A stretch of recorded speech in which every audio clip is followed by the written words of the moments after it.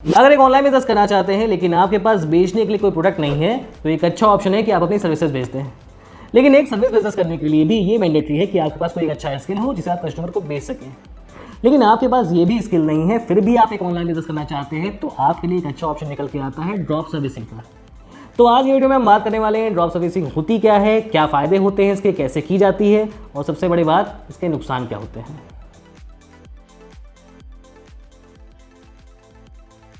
Drop servicing concept को easily समझने के लिए हमने इस वीडियो को 3 सेगमेंट्स में डिवाइड किया है। पहला, ड्रॉप सर्विसिंग होती क्या है।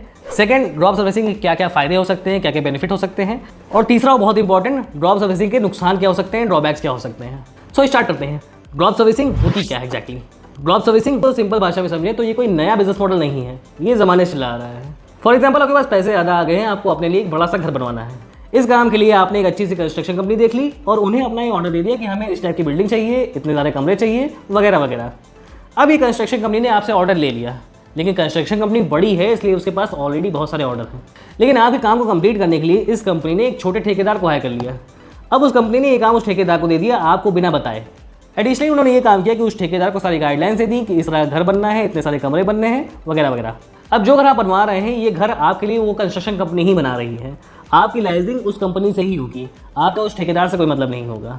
और जब ये घर बनके तैयार हो जाएगा तो आप उस कंपनी को पेमेंट कर देंगे और उस कंपनी ने जिस पेमेंट पे उस ठेकेदार को हायर किया होगा वो उतना अमाउंट उसे पे कर देगी। फॉर एग्जांपल, आपने उस कंपनी को हायर किया था कि हम आपको 80 लाख रुपए देंगे घर बनाने के एवज में, तो वो कंपनी उस ठेकेदार को हायर करेगी 50 से 60 लाख के बीच, ताकि ये मकान बनने के बाद उन्हें 20-30 लाख का प्रॉफिट हो सके।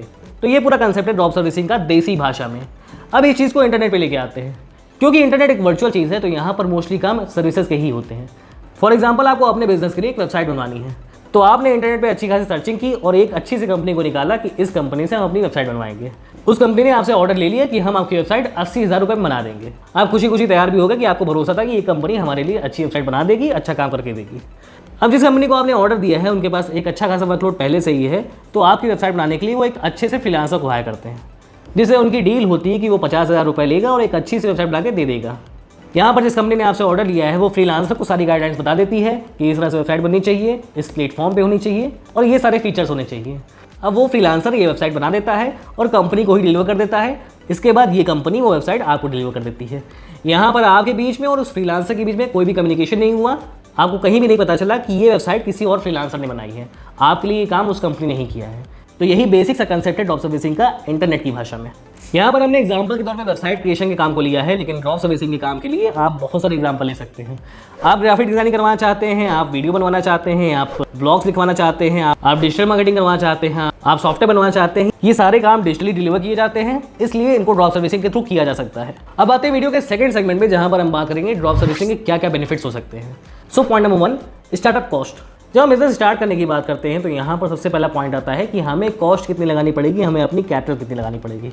और इसी बात के साथ 50% इनोवेटिव बिजनेस आइडियाज़ खत्म भी हो जाते हैं, क्योंकि जो बिजनेस करना चाहता है उसके पास आइडिया भी होता है लेकिन वहाँ पर उसके पास कैपिटल नहीं होते कि वो इन्वेस्ट कर पाए। अगर आप छोटी छोटी दुकान खोलने की बात भी करते हैं तब भी इनिशियल कॉस्ट काफ़ी अच्छी आ जाती है। लेकिन अगर बात करें ड्रॉप सर्विसिंग के बिजनेस का, तो यहाँ पर आप बहुत कम कॉस्ट के साथ स्टार्ट कर सकते हैं और अगर थोड़ा सा एफर्ट लगाएंगे और थोड़ा सा दिमाग लगाएंगे तो आप जीरो कॉस्ट के साथ भी स्टार्ट कर सकते हैं। अगर स्टार्ट करने की बात करें तो आइडियली इसको स्टार्ट करने के लिए आपको पहले एक वेबसाइट बनानी चाहिए। वेबसाइट बनाने के लिए आपको एक सिंपल सी होस्टिंग चाहिए जो 3 से 4,000 के बीच में आ जाएगी और एक डोमेन चाहिए जो 500 से 1,000 रुपये के बीच में आ जाएगा। इन 4,000 रुपये के साथ अपनी वेबसाइट स्टार्ट कर सकते हैं, जहाँ पर आप अपनी सर्विसेज लिस्ट कर सकते हैं।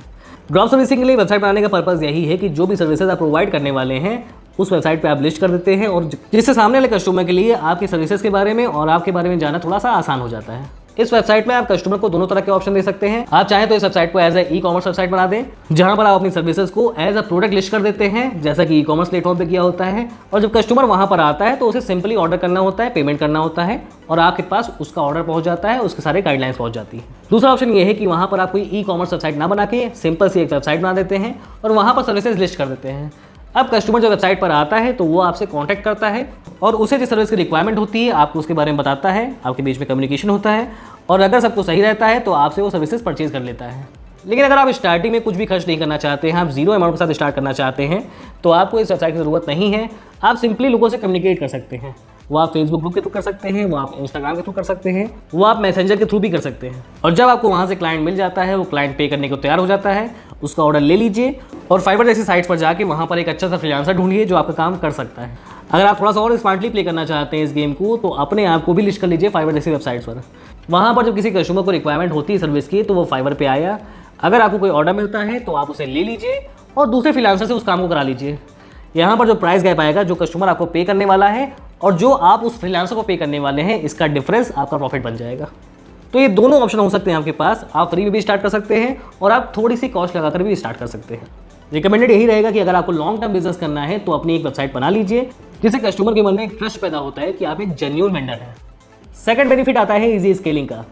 अगर आपने लाइफ में कभी सर्विस बिजनेस किया है तो आप सर्विस बिजनेस के दर्द को जानते होंगे, लेकिन अगर नहीं किया है तो उस दर्द को मैं बता देता हूँ। मान लीजिए आपने एक सर्विस बिजनेस चालू किया जिसमें आप सॉफ्टवेयर बनाते हैं छोटे रिटेलर्स के लिए। ये काम आपने अकेले स्टार्ट किया, एक अच्छा सा सॉफ्टवेयर बना लिया। अब आपने 10 लोगों को ये सॉफ्टवेयर बेच भी दिया। अब आप इसे स्केल करना चाहते हैं, लेकिन प्रॉब्लम यहाँ पे आती है कि जिन 10 लोगों को आपने सॉफ्टवेयर बेचा था, वहाँ से अब सर्विस की रिक्वायरमेंट भी आने लगी है। उन कस्टमर से दिन में कॉल आया करते हैं आपके पास अलग अलग क्वेरीज के लिए और अलग अलग रिक्वायरमेंट्स के लिए। अब स्टार्टिंग में तो आपने मार्केट करके अपने लिए 10 कस्टमर ढूंढ लिए थे, लेकिन अब आपको मार्केटिंग करने का टाइम ही नहीं मिल रहा है। मतलब आपकी स्केलिंग पूरी तरह से रुक गई। अब आपको अपना थोड़ा टाइम अपने प्रोडक्ट में देना पड़ेगा, अपने सॉफ्टवेयर में देना पड़ेगा, थोड़ा टाइम उन कस्टमर्स को देना पड़ेगा जिनकी क्वेरीज आ रही हैं, और बचा हुआ थोड़ा सा टाइम आप मार्केटिंग में दे पाएंगे।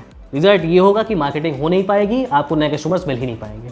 अब इसका एक सोल्यूशन तो ये बनता है कि आप अपने लिए कुछ एम्प्लॉयज़ हायर कर लें जो कि आपके बिहाफ पे काम कर सकें।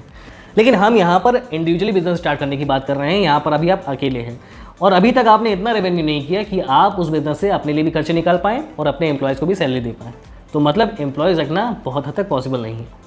लेकिन अब यही काम जो हमारे पास आ रहे हैं, हम उसे आउटसोर्स करना शुरू करते हैं। हम किसी फ्रीलांसर को हायर कर लें कि हमारे कस्टमर के पास ये रिक्वायरमेंट्स है, आप ये बना दीजिए। वो फ्रीलांसर हमें उस चीज़ को डिलीवर कर देगा, हम अपने कस्टमर को डिलीवर कर देंगे। और इस तरह से हमारे पास ये अपॉर्चुनिटी है कि हम इनफाइनाइट फ्रीलांसर ढूंढ सकते हैं जिनको हमें पे तब करना होगा जब हमारे पास पैसे आ जाएंगे। और एज अ बिजनेस ओनर हम अपना पूरा टाइम मार्केटिंग एफर्ट्स में लगा सकेंगे, नए कस्टमर ढूंढने में लगा सकेंगे। मतलब स्केलेबिलिटी के यहाँ बहुत ज़्यादा चांसेस बन जाते हैं क्योंकि हमारे पास एक्स्ट्रा ओवरहेड्स नहीं है। Third benefit, more profit. जब हम एक बिज़नेस की बात करते हैं तो यहाँ पर बिज़नेस का फाइनल एजेंडा होता है प्रॉफिट निकालना। हम चाहते हैं कि हम ज़्यादा से ज़्यादा प्रॉफिट निकाल पाएँ। और जब बात आती है सर्विस बिजनेस की, तो यहाँ पर प्रॉफिट प्रोडक्ट बिजनेस से कंपैरेटिवली अच्छा होता है, बशर्ते कि आपका ये सर्विस बिजनेस अच्छे से चल रहा हो। और अगर बात करें यहाँ पर ड्रॉप सर्विसिंग की, तो यहाँ पर प्रॉफिट्स थोड़े से और भी अच्छे हो जाते हैं क्योंकि यहाँ पर हमको एम्प्लॉयज़ की हायरिंग बहुत कम करनी पड़ती है या फिर नहीं करनी पड़ती है। यहाँ पर हमको फ्रीलांसर को पे तभी करना होता है जब हमारे पास पैसे आ जाते हैं। और यहाँ पर आपके कस्टमर से लिए हुए पैसे और फ्रीलांसर को दिए गए पैसे में कितना डिफरेंस है, इसका कोई पैरामीटर नहीं होता। आप कितना भी अमाउंट अपने कस्टमर से ले सकते हैं, जितनी आप ब्रांड वैल्यू दिखा सकते हैं उसे, और आपको ये अमाउंट उस फ्रीलांसर को बताने की ज़रूरत बिल्कुल भी नहीं होती है जिसे आप काम दे रहे हैं। तो यहाँ पर इस डिफरेंस को मेजर करने का कोई पैरामीटर नहीं होता। आप यहाँ पर अनलिमिटेड प्रॉफिट कमा सकते हैं। ये तो बात होगी ड्रॉप सर्विसिंग के बेनिफिट्स के बारे में, क्या क्या बेनिफिट्स हो सकते हैं इसके। लेकिन वीडियो के इस सेगमेंट में बात करने वाले हैं ड्रॉप सर्विसिंग के क्या क्या ड्रॉबैक्स हो सकते हैं। देखिए, किसी भी बिजनेस को स्टार्ट करने से पहले आपके लिए ये जानना बहुत ज़रूरी होता है कि उस बिजनेस मॉडल के क्या क्या बेनिफिट्स हो सकते हैं, और इससे भी ज़्यादा ये जानना ज़रूरी होता है कि उस बिजनेस मॉडल के क्या क्या नुकसान हो सकते हैं। क्योंकि अगर आप उस बिजनेस के ड्रॉबैक्स को नहीं जानेंगे तो उसमें आप अपना पैसा भी वेस्ट करेंगे और अपना टाइम भी वेस्ट करेंगे, और टाइम बिल्कुल भी अफोर्डेबल नहीं है। इसलिए ईमानदारी से ड्रॉप सर्विसिंग के ड्रॉबैक्स को भी समझ लीजिए। Drawback number 1, time commitments failed. देखिए, जब एक सर्विस बिजनेस की बात आती है तो यहाँ पर दो बड़े फैक्टर्स होते हैं। सेकेंडरी फैक्टर होता है यहाँ पर अमाउंट ने कितना पैसा पे किया है आपको, और प्राइमरी फैक्टर होता है टाइम लिमिट, कितना टाइम उस कस्टमर ने आपको दिया था कि हमें सर्विस चाहिए और आप उसे किस टाइम पर डिलीवर कर रहे हैं। क्योंकि पैसे में आदमी थोड़ा बहुत कॉम्प्रोमाइज़ कर लेता है कि हम थोड़ा कम दे देंगे, थोड़ा ज़्यादा दे देंगे, लेकिन टाइम के साथ आदमी कॉम्प्रोमाइज़ नहीं कर पाता है। अगर उसे अपना एक ऑनलाइन स्टोर आज स्टार्ट करना है तो वो आज चाहता है कि इसे स्टार्ट कर ले। अगर आप उस टाइम में डिलीवर नहीं कर पाते हैं तो ये आपकी फॉल्ट है। और यहीं से स्टार्ट होती है ड्रॉप सर्विसिंग की प्रॉब्लम्स। क्योंकि ड्रॉप सर्विसिंग में आप खुद काम नहीं कर रहे हैं, आपने किसी कस्टमर से कोई कॉन्ट्रैक्ट लिया है उसकी वेबसाइट बनाने का या फिर उसके लिए कुछ डिज़ाइन करने का, लेकिन अब ये काम आप किसी फ्रीलांसर को शिफ्ट कर रहे हैं, आप उसे दे रहे हैं। अब ये फ्रीलांसर किस तरह काम करता है, कितने टाइम में डिलीवर करता है, ये हो सकता है आप अच्छी तरह से ना जानते हो। और अगर इस फ्रीलांसर ने आपको टाइम पर डिलीवर नहीं किया तो आप अपने कस्टमर को डिलीवर नहीं कर पाएंगे, और इस कंडीशन में बहुत बड़ी प्रॉब्लम हो जाती है। क्योंकि कस्टमर तो ये जानता है कि उसके लिए जो काम कर रहे हैं वो आप कर रहे हैं। और ड्रॉप सर्विसिंग के बिजनेस मॉडल में टाइम कमिटमेंट्स अक्सर फेल हो जाया करते हैं। सेकंड पॉइंट आता है लो क्वालिटी वर्क। जब हम ड्रॉप सर्विसिंग की बात करते हैं तो यहाँ पर आप एक कस्टमर डील कर रहे हैं जिसने आपको एक अच्छा खासा अमाउंट पे कर दिया है। मान लीजिए आप एक ड्रॉप सर्विसिंग बिजनेस कर रहे हैं जहाँ पर आप वेबसाइट बनाते हैं। आपने एक कस्टमर से 1 लाख रुपए का ऑर्डर लिया है कि हम आपकी वेबसाइट बना देंगे। अब आपने ज़्यादा प्रॉफिट कमाने के चक्कर में एक सस्ते से फ्रीलांसर को चूज़ कर लिया और उसे 10,000 रुपये दे दिए कि इस तरह की वेबसाइट बना दो। अब ये फ्रीलांसर जो आपने चूज़ किया है वो आपसे एक कम अमाउंट ले रहा है और उसी के अकॉर्डिंग वो वेबसाइट बनाता है, एक लो क्वालिटी का वर्क करके देता है आपको। और जब आप ये वेबसाइट उस कस्टमर को सप्लाई करते हैं, उस कस्टमर को डिलीवर करते हैं, तो वहाँ पे हो जाता है वो अनसेटिस्फाइड, क्योंकि उसने 1 लाख रुपए पे किए थे और 1 लाख रुपए के अकॉर्डिंग ये जो काम हुआ है उसका वो बहुत ही ख़राब दर्जे का हुआ है, बहुत ही ख़राब क्वालिटी का हुआ है। तो अगर आप ड्रॉप सर्विसिंग का बिजनेस कर रहे हैं तो आपको ये ध्यान रखना होगा कि आपको बहुत ख़राब क्वालिटी काम नहीं कराना है। भले ही आपको ज़्यादा मार्जिन ना बचे, आपको ज़्यादा प्रॉफिट ना निकले, लेकिन आपको एक अच्छी क्वालिटी का वर्क करना है जिससे आप अपने कस्टमर को सेटिस्फाइड कर सकें और उनसे बाद में एक बड़ा काम लेकर अच्छे अमाउंट पे एक अच्छा प्रॉफिट कमाने की कोशिश करें। Third drawback, morally incorrect. इस पॉइंट को समझने के लिए आपको as a drop servicing business नहीं, एज ए कस्टमर समझना होगा। मान लीजिए आप कुछ ग्राफिक डिजाइनिंग काम करवाना चाहते हैं, आपने बहुत सर्च करके, बहुत टाइम लगा के सर्च किया और वहाँ से एक अच्छी कंपनी को फाइंड आउट किया जो आपके लिए ग्राफिक्स डिज़ाइन कर सके। आपको बहुत उम्मीदें हैं उससे, आपने एक अच्छा खासा अमाउंट भी पे किया उसे, लेकिन वो कंपनी करती क्या है, वो उस काम को आगे आउटसोर्स कर देती है एक सस्ते फ्रीलांसर के पास। अब जब तक आपको ये पता नहीं चलता है कि वो काम एक सस्ते फ्रीलांसर ने किया है, तब तक वो काम आपको सही लग रहा होता है। लेकिन अगर बाई चांस आपको पता चल गया कि ये काम इस कंपनी के थ्रू नहीं हुआ है बल्कि एक फ्रीलांसर ने किया है जो कि बहुत सस्ते प्राइस पे अवेलेबल था, हम भी करा सकते थे उससे, तो आपका यहाँ पर दिल टूट जाता है, क्योंकि इस केस में आपकी नज़रों में वो कंपनी जिसको आपने सर्च किया था वो बहुत ज़्यादा मोरली इनकरेक्ट है। एक तरह से उस कंपनी ने आपसे चीट कर लिया है, आपसे एक महंगा अमाउंट लेके, मोटा अमाउंट लेके आगे एक सस्ते फ्रीलांसर से काम करा दिया। तो एक कस्टमर के नज़रिए से देखें तो आपकी ये बिजनेस प्रैक्टिस बहुत अच्छी नहीं है। इन सारे ड्रॉबैक से बचने के लिए आपके पास ये रास्ता है कि आप अच्छे फ्रीलांसर चूज़ करें। कोशिश करिए पहले अपने कुछ पर्सनल काम दीजिए, अपनी कंपनी के काम दीजिए उन्हें, जिससे आपको ये आइडिया लग सके कि फ्रीलांसर किस तरह से काम करता है, कितना टाइम लगाता है और किस क्वालिटी का वर्क देता है। जब आप ऐसे कुछ फ्रीलांसर टेस्ट कर लेते हैं, उनके काम को टेस्ट कर लेते हैं, तभी उन्हें कस्टमर के प्रोजेक्ट आउटसोर्स करिए, जिससे कुछ हद तक ये गारंटी हो जाती है कि आप जिस आदमी से काम करा रहे हैं वो आपको एक अच्छा काम करके देगा और टाइम पे डिलीवर भी कर देगा। जहाँ तक बात आती है मोरली करेक्ट होने की, तो आपकी रिस्पॉन्सिबिलिटी है कि जो काम आप करवा रहे हैं फ्रीलांसर से उसे पहले चेक करें। कस्टमर को वो काम डिलीवर करने से पहले आपको अपने एंड पे पूरी तरह से चेक कर लेना चाहिए किन गाइडलाइंस को ध्यान में रखते हुए वो काम किया गया है, क्या ये पूरा काम एज पर डिस्कशन हुआ है या नहीं हुआ है, क्या इस काम से हमारा कस्टमर सेटिस्फाइड होगा या नहीं। ये सारी चीज़ें अगर आप अपने एंड पे चेक कर लेते हैं तो काफ़ी पॉसिबिलिटी है आपका कस्टमर आपसे सेटिस्फाइड होगा।